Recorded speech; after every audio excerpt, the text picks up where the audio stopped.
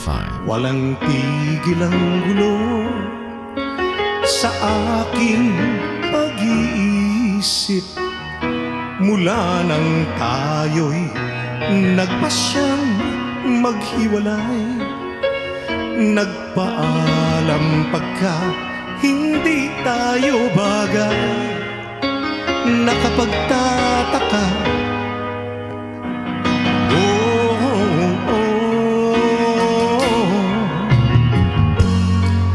kung bakit ganito ang aking kapalaran.